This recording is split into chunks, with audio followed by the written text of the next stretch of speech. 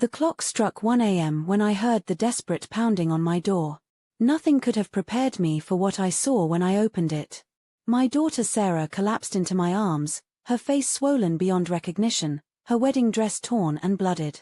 Through broken sobs, she whispered the words that would change everything. "Mom, he beat me, for his mistress." I held her trembling body and made a promise that night. Justice would come. And it would come from me. My name is Margaret Chen, and for 30 years, I've worn the badge of a police detective. I've seen the worst of humanity, solved cases that haunted other officers, and put away criminals that thought they were untouchable. But nothing in my career prepared me for the rage I felt holding my broken daughter in my arms. Sarah had married David Martinez 2 years ago, a successful businessman who charmed everyone he met. Perfect smile, perfect manners, perfect lies. As I cleaned the blood from Sarah's split lip, she told me everything through painful whispers. David had been cheating with his secretary, Rebecca, for months. When Sarah confronted him at their anniversary party tonight, he didn't deny it. Instead, he smiled that perfect smile and told her she was replaceable. When she threatened to leave him, he showed her exactly what he thought of that idea. The bruises on her ribs told the story his fists had written. "I can't leave him, Mom," she sobbed. "He said he'll destroy me if I try. He has connections everywhere. Police, judges, lawyers. He said no one would believe me over him." The irony wasn't lost on me. My own daughter was afraid to trust the system I'd served my entire life. But she was right to be afraid. David Martinez wasn't just any abuser. He was connected, protected, and convinced of his own invincibility. I tucked Sarah into bed in my spare room, the same room where she'd recovered from scraped knees and broken hearts as a child. But this wasn't a scraped knee. This was attempted murder disguised as marriage. As she finally fell into an exhausted sleep, I walked to my study and opened a file I'd hoped never to use. Operation Nightfall. A contingency plan I'd developed over the years for cases where the law couldn't reach. You see, 30 years as a detective teaches you things they don't put in textbooks. You learn that sometimes the guilty walk free because they have the right connections. You learn that sometimes justice wears a different uniform than the one hanging in your closet. And you learn that when the system fails the people you love most, you have 2 choices: accept it, or become the system. I pulled out my secure phone, the one with numbers that didn't officially exist, and made the first call. "It's Margaret. Operation Nightfall is active. Target, David Martinez. Timeline, immediate." The voice on the other end was calm, professional. "Understood. Assets are standing by." These weren't criminals I was calling. These were retired law enforcement, military specialists, and intelligence operatives who understood that sometimes the law needed help finding justice. The second call went to Detective Maria Santos, my former partner who now worked internal affairs. "Maria, I need a favor. David Martinez. I need everything you can find that's not in the public record." There was a pause. Maria had seen Sarah grow up, had been at her wedding. "Margaret, whatever you're planning, I'm not planning anything," I interrupted. "I'm just a concerned mother gathering information." The third call was to Judge Helen Morrison, a woman whose daughter I'd once saved from a kidnapper. "Helen, hypothetically, if someone wanted to ensure David Martinez faced real consequences for domestic violence, what would be the most effective legal approach?" Another pause. "Hypothetically, you'd need evidence so overwhelming that his connections couldn't protect him. Video, audio, financial records, witnesses. Everything." By dawn, I had assembled a team that existed in the shadows between law and order. There was Marcus, an ex-Marine surveillance specialist who could make himself invisible in any environment. Elena, a former FBI cybercrimes expert who could find digital dirt on anyone. And Tom, a retired undercover narcotics detective who could infiltrate any social circle. But the most important member of my team was already in place, and David had no idea she existed. You see, Sarah wasn't my only daughter. 25 years ago, I'd fostered a teenage girl named Jessica whose parents had been killed in a gang shooting. I'd helped her through trauma, through college, through law school. Jessica Martinez, now Jessica Chen Martinez, was David's wife's divorce attorney. The same Jessica who'd been quietly documenting his assets, his affairs, and his abuse patterns for months, waiting for Sarah to be ready. The plan was elegant in its simplicity. Phase 1. Complete surveillance and evidence gathering. Phase 2. Systematic dismantling of his protection network. Phase 3. Delivering justice through channels he couldn't corrupt or control. David Martinez thought he was untouchable because he'd never faced an enemy who understood the system better than he did. Marcus began following David immediately, documenting his routines, his meetings, his visits to Rebecca's apartment. Within 48 hours, we had footage of him striking a parking attendant, berating a waitress to tears, and screaming at Sarah through their apartment window. But that was just the beginning. Elena's digital investigation revealed David's true nature. Hidden bank accounts in the Cayman Islands filled with embezzled money from his company. Encrypted communications with Rebecca planning Sarah's accident once the divorce was finalized. Most damning of all, video files on his personal server showing him assaulting not just Sarah, but 3 previous girlfriends who'd been paid to stay silent. Tom's social infiltration provided the final pieces. Posing as a potential business partner, he recorded David bragging about his system of control. "Women are like businesses," David had said over expensive whiskey. "You acquire them, you use them until they're no longer profitable, then you discard them. The key is making sure they can't damage your reputation on the way out." But David's biggest mistake was underestimating Sarah. "My daughter wasn't the broken victim he thought he'd created. She was my daughter, raised by a detective who taught her to document everything." Hidden in her jewelry box were months of photographs showing her injuries, audio recordings of his threats, and a detailed journal of every incident. Sarah had been building her case all along, waiting for the right moment to strike. The moment came 2 weeks later, when David made his next move. He'd grown confident in his control, convinced that Sarah would never leave him. So confident that he decided to escalate. He filed papers to have Sarah committed for psychiatric evaluation, claiming she was delusional and violent. His plan was simple: have her declared mentally incompetent, gain control of her inheritance, and then have her permanently institutionalized while he lived freely with Rebecca. But he'd made one fatal error. The psychiatrist he'd bribed was Dr. Amanda Foster, a woman whose sister I'd once saved from a serial killer. When Amanda called to warn me about David's plan, I knew it was time for Phase 2 to begin. The first domino to fall was Detective Ray Coleman, David's inside contact at the police department. Marcus had discovered that Ray was taking bribes not just from David, but from a drug cartel Elena had been tracking. One anonymous tip to Internal Affairs, backed by digital evidence Elena had discovered, and Ray was under investigation. Without Ray's protection, David's police connections crumbled. The second domino was Judge Robert Harrison, who'd been dismissing domestic violence cases in exchange for contributions to his re-election campaign.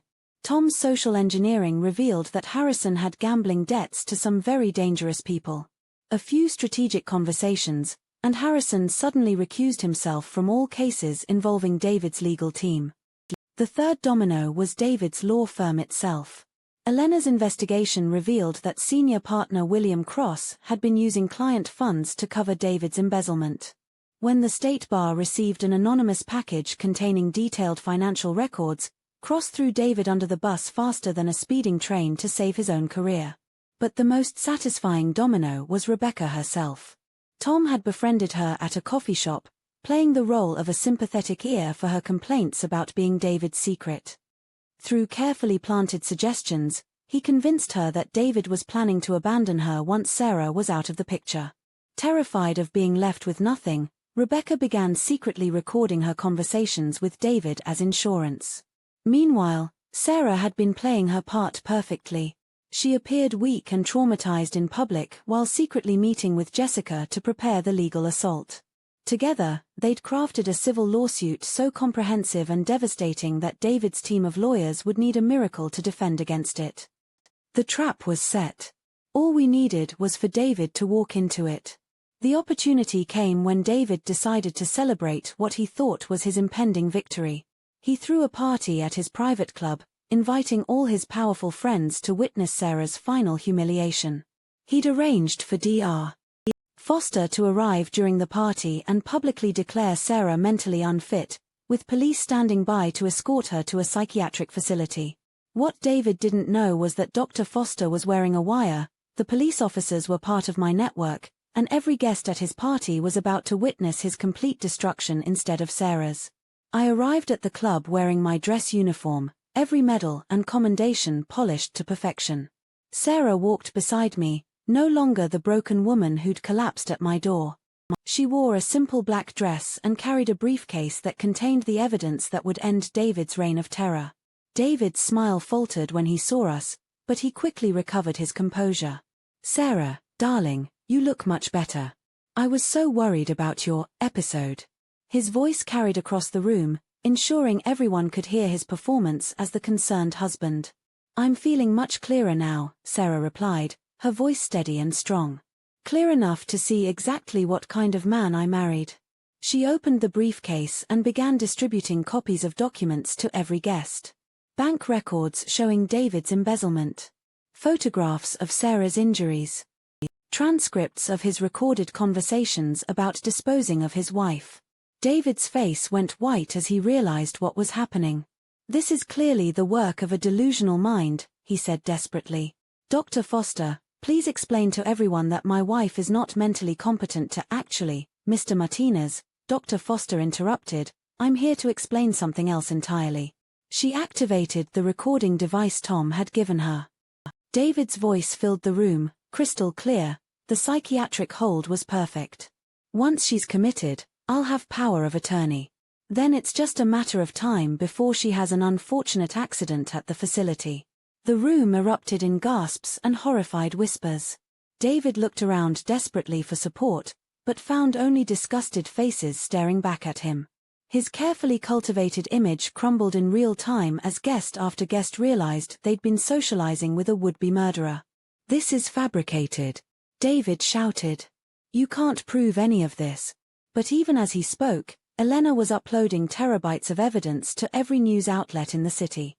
Within minutes, David's photo was on every screen in town, accompanied by the headline, "Prominent businessman planned wife's murder." The police officers David had expected to arrest Sarah moved toward him instead. But these weren't the corrupt cops he'd been bribing. These were honest officers who'd seen the evidence and were disgusted by what they'd learned. As they read him his rights, David finally understood that his network of protection had completely collapsed. But the night's revelations weren't over. Rebecca, terrified that she'd be seen as an accomplice, played her ace card. She activated her phone's speaker and played the recording Tom had encouraged her to make. David's voice filled the room again. "Once Sarah's gone, I'll need to clean up some loose ends. Rebecca knows too much about the business. She'll have to go too, but I'll make it look like a robbery." Rebecca's face went pale as she realized how close she'd come to being David's next victim. The woman he'd convinced to betray her marriage vows had been marked for death all along. As David was led away in handcuffs, he made one last desperate play. "Margaret," he shouted. "This is harassment. You're using your position to persecute an innocent man. I'll have your badge for this." But I just smiled and shook my head. "David, I haven't used my position at all. I'm off duty tonight, just a mother protecting her daughter. Everything that happened here was completely legal and by the book."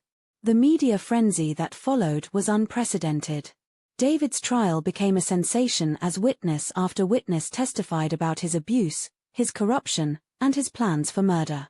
Rebecca, granted immunity in exchange for her cooperation, provided devastating testimony about David's true nature.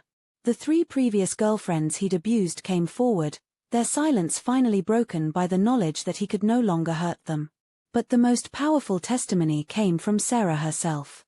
Standing in court, she looked directly at David and spoke with a strength that amazed everyone present. "You tried to break me," she said. "You tried to make me believe I was worthless, that I deserved the pain you caused. But you made one mistake. You forgot that I'm Margaret Chen's daughter. You forgot that I come from a family that doesn't back down from bullies." The jury deliberated for less than 4 hours. Guilty on all counts, domestic violence, assault, embezzlement, conspiracy to commit murder, and attempted murder.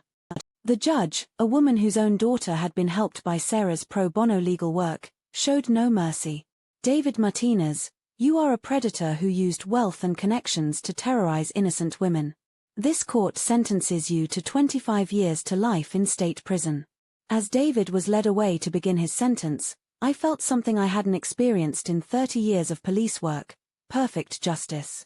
Not the compromised, negotiated justice of the courtroom, but the absolute justice that comes when evil is completely defeated by good. But the story didn't end with David's conviction. The evidence Elena had gathered revealed a network of corruption that went far beyond one abusive husband. Police officers were fired or arrested. Judges were removed from the bench. Lawyers were disbarred. The entire system that had protected David crumbled, leaving room for honest officers, judges, and attorneys to take their places. Sarah used her inheritance, no longer under David's control, to establish the Second Chance Foundation, providing legal aid and safe housing for domestic violence victims. Rebecca, devastated by how close she'd come to becoming another victim, became the foundation's first major donor and now counsels women who've been manipulated by abusive men. Dr. Foster developed new protocols for identifying fake psychiatric evaluations requested by abusive spouses. Marcus started a security company specializing in protecting domestic violence victims.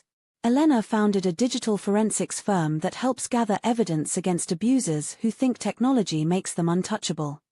Jessica opened her own law practice focused exclusively on family law, with a particular expertise in high-conflict divorces involving powerful men who think they can intimidate their way to victory. Her success rate is 100%, and she's never lost a case involving domestic violence.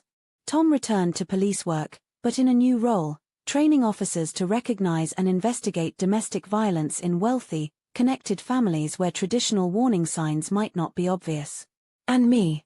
I retired from active duty but remained as a consultant for cases involving domestic violence and police corruption.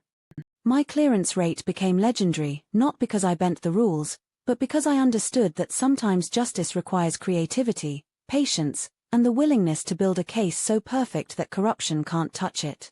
Sarah recovered completely, both physically and emotionally. She returned to her work as a social worker, specializing in helping children whose parents are in abusive relationships. Her experiences gave her an insight and empathy that made her extraordinarily effective at her job. 2 years later, Sarah met Michael, a pediatric doctor whose gentleness and respect made her believe in love again.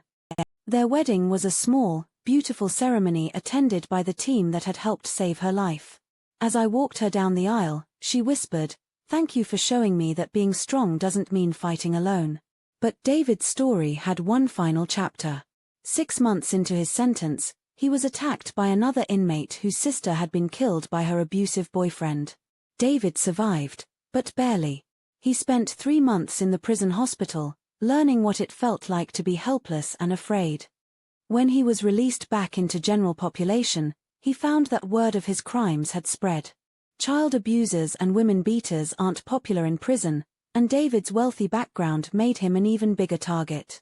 He tried to use his remaining money to buy protection, but discovered that his assets had been frozen pending civil lawsuits from his victims.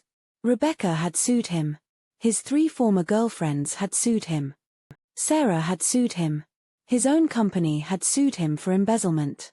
By the time the lawyers were finished, David Martinez had nothing left except a prison cell and the knowledge that he'd brought it all on himself. I received a letter from him once, filled with rage and threats about what he'd do when he got out. I showed it to the warden, who informed David that threatening a police officer would add years to his sentence. The letters stopped after that. Years passed. Sarah's foundation grew into a national organization. The officers who replaced the corrupt ones David had bribed became models of integrity. The judges who took the benches of those who'd been removed were known for their fairness and their refusal to be influenced by wealth or connections. David aged in prison, his perfect smile replaced by the hard expression of a man who'd learned what it meant to be powerless. His hair turned gray, his expensive suits replaced by prison uniforms. The man who'd once terrorized women with his strength became afraid of his own cellmates. On the 10th anniversary of Sarah's rescue, our family gathered for a celebration that had nothing to do with revenge and everything to do with healing. Sarah's children played in the yard while she and Michael planned their next adoption. The team that had helped save her life had become extended family, bound together by the knowledge that they'd made justice possible when the system failed. I looked around at the faces of people who'd chosen to stand up against evil and win, and I realized something profound. Revenge isn't about destroying your enemies. It's about building something so strong, so right, so unshakably good that evil can't survive in its presence. David Martinez thought he was untouchable because he had money and connections. But he'd never faced an enemy who understood that real power doesn't come from corruption or fear. Real power comes from the decision to protect the innocent, no matter what it costs, and the wisdom to know that sometimes the most devastating revenge is simply refusing to let evil win. As I watched Sarah laugh with her children, I thought about that night when she'd collapsed at my door, broken and terrified. The woman who'd been beaten down by a monster had become a force for healing in the world. The man who'd thought himself invincible was spending his life in a cage of his own making. That night, as the celebration wound down, Sarah approached me with a serious expression. "Mom, I got a call today. There's a woman whose husband is threatening to kill her if she leaves him. He's got connections in the police department, and she's afraid no one will believe her." She paused, studying my face. She asked if I knew anyone who might be able to help. I looked at my daughter, this woman who'd survived hell and emerged stronger, who'd taken her pain and transformed it into purpose. "What did you tell her?" Sarah smiled, and for a moment I saw the little girl who used to ask me to check for monsters under her bed. I told her that monsters are real, but so are monster hunters. And I know the best one in the business. I pulled out my secure phone, the number's still active, the team still ready. "What's her name?" "Jennifer Walsh. Her husband is District Attorney Robert Walsh." I nodded slowly. A district attorney would have even more protection than David had possessed, more connections, more power to intimidate and silence his victims.